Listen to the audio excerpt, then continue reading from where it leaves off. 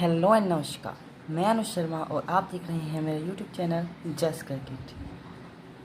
आज हम आपको मैथ का यानी गणित का एक महत्वपूर्ण टॉपिक संख्या पद्धति पार्ट 1 पढ़ाने वाले हैं, जिसमें मैं आपको कुछ ऐसे टॉपिक्स कवर कराने वाला हूं जो आपके लिए कॉम्पिटिटिव एग्ज़ाम में बहुत बेनिफिशियल होते हैं और जिनके जो क्वेश्चंस होते हैं वो कॉम्पिटिटिव एग्ज़ाम में कंपलसरी आते ही आते हैं। तो संख्या पद्धति यानी कि नंबर सिस्टम एक बहुत इंपॉर्टेंट चैप्टर है।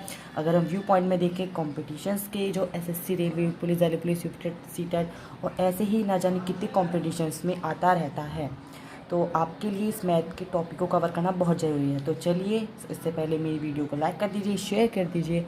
तो चलिए हम वीडियो को शुरू करते हैं। संख्या पद्धति यानी कि नंबर सिस्टम।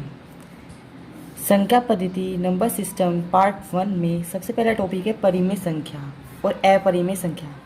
परिमेय संख्याएं वे होती हैं जिनमें हम संख्याओं को पी वाई क्यू की फॉर्म में लिख सकते हैं, जहाँ पी और क्यू अलग अलग संख्याएं होती हैं। जैसे कि हमने कोई संख्या लिखी 8/13, 11/8, ये दोनों संख्याएं हैं पी क्यू, तो इनको हम इस फॉर्म में लिख पा रहे हैं। तो जो भिन्न के रूप में जिन संख्याओं को हम लिख सकते हैं पी बाई क्यू भिन्न के रूप में हम लिख सकते हैं, उन्हें हम परिमेय संख्याएं बोलते हैं।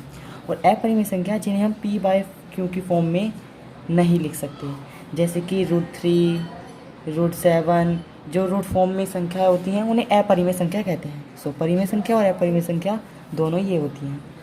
अब हम बात करते हैं संख्याओं का भाज्यता नियम, कि कोई संख्या, जैसे उन्होंने कोई बड़ी संख्या दे दी है 4 1 3 4 7 2 1 3 और हमें कोई नंबर्स दे दिए गए हैं 11 12 13 9, कि इनसे ये भाज्य है या नहीं, तो हमें इसका पता लगाना है। तो इसके लिए कुछ इजी ट्रिक्स होती हैं जिनकी जो मैं स्क्रीनशॉट है वो आपको अवेलेबल कराऊंगा इस वीडियो में, आप वीडियो के लास्ट में ले सकते हैं।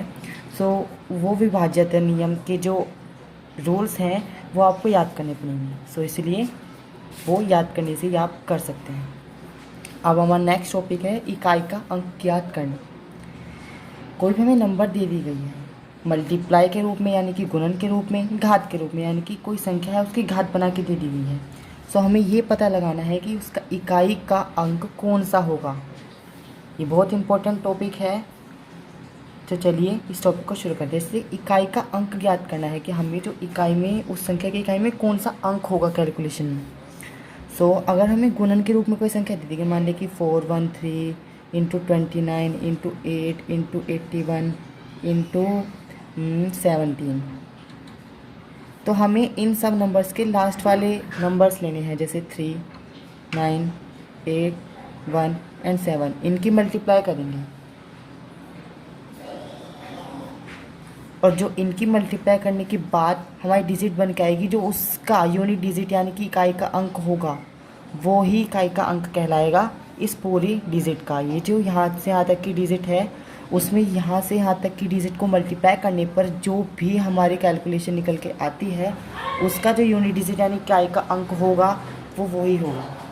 अब बात करते हैं घात के रूप में। माना कोई हमें संख्या दे दी गई है कि 148 की पावर 213, तो अब हमें इसकी यूनिट डिजिट निकालना है यानी कि इकाई का अंक। तो हम क्या करते हैं, इसका लास्ट वाली डिजिट लेते हैं यानी कि 8 और इसकी 2 डिजिट लेते हैं 13। अब हम इसकी घात को देखते हैं कि 4 से विभाजित है या नहीं। 4 से विभाजित है। 4 से विभाजित करने पर क्या शेष आता है, 4 × 12 और 1, तो 1 शेष आता है। तो 8 की पावर 1, 8 की पावर 1 यानी कि 8, तो इसका यूनिट डिजिट क्या होगा, 8 होगा। इस वाले डिजिट का यूनिट डिजिट यानी इकाई का अंक होगा 8। ठीक है। अब है प्रथम n प्राकृत संख्याओं का योग।